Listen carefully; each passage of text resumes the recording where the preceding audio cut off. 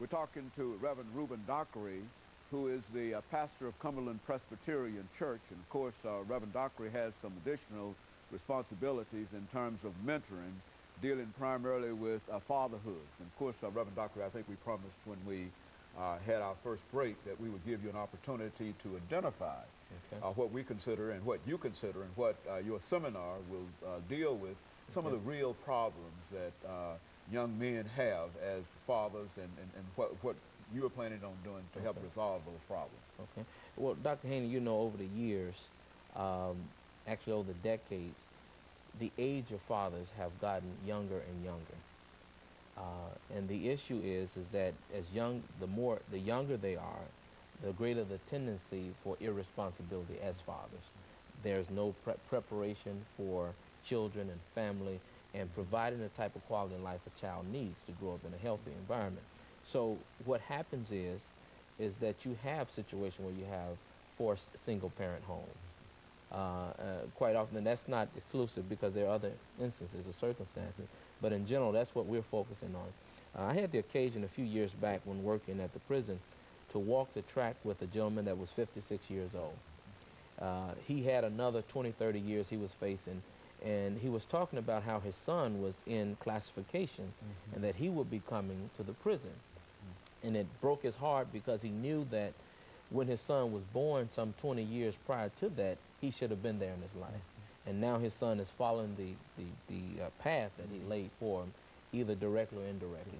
So those are some of the things that we're talking about doing, bridging that gap. A lot of young men are desirous and need of structured fatherhood training. How do you become a man? What are some of the expectations, and what are the resources for men? What are some of the legal basis for me being, what are my responsibilities legally? Those type of things. We're focusing on those things in a seminar and a workshop setting so that those questions can be asked and answered. The beauty of the workshop is that we're able to put case studies out there and have the participants in the workshop to actually identify key issues or problems and then work together in a workshop setting and come up with solutions to those problems. So we walk away with information that we can track and we can focus on long term. So it's not just something that happens one time.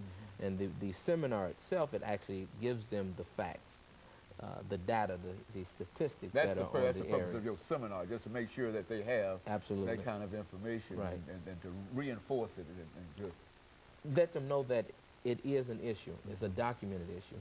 Now, many of them know what their individual issues are. We've come up with about 20 different what we call crisis or character types that are addressing some things in our young men.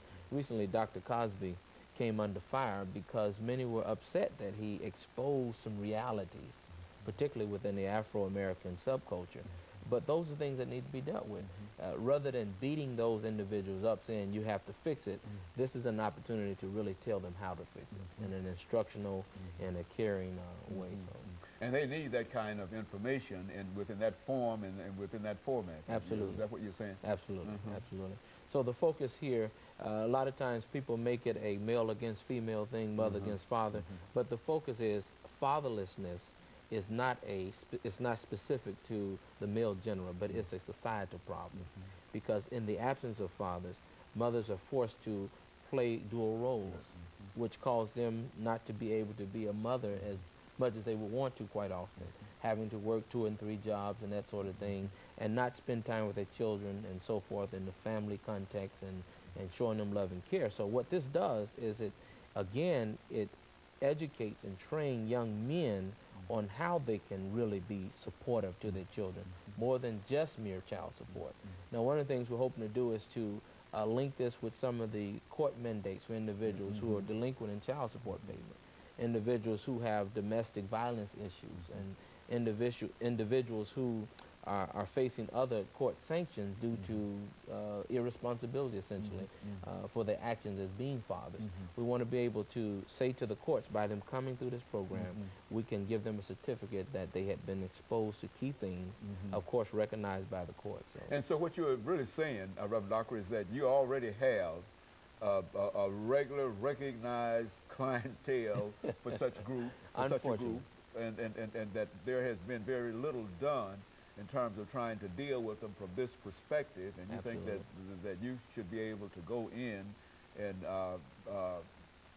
create that kind of situation where they can be more knowledgeable of their situation, and well, as a person who's involved, who has also been involved in incarceration, what would you say in reference to such a program, not only dealing outside of within the public sector, Right. but what would you say about such programs that would deal with those individuals in the correction system who have the same kind of problem? It's interesting that you would ask that question because you know that it is much easier for a young man coming from certain social economic backgrounds and circumstances to go on the news for robbing someone, taking someone's life, or some illegal act than it is for them to be recognized for any positive behavior.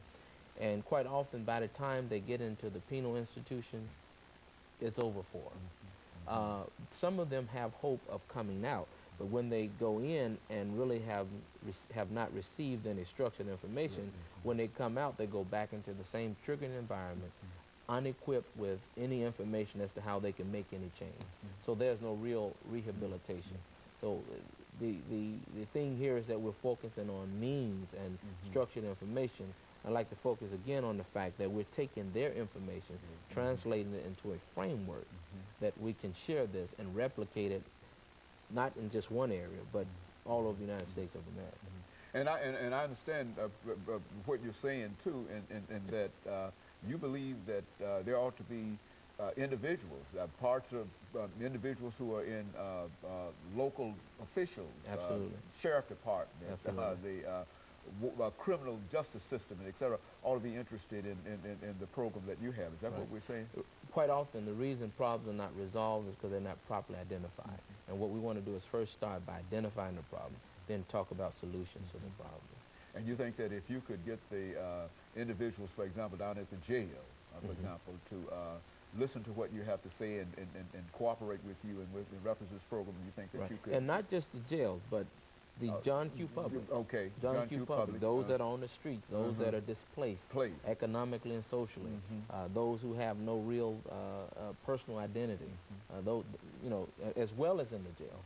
Certainly this thing could work on both ends. So, but absolutely, by having jail officials to recognize its importance and open the door to that type of education. And so you've got a real program here, and of course what we'll do, Reverend Dockery, is give you an opportunity to expand upon that. Okay.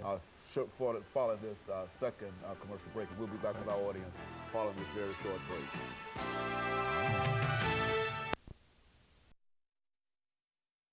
We're talking to Reverend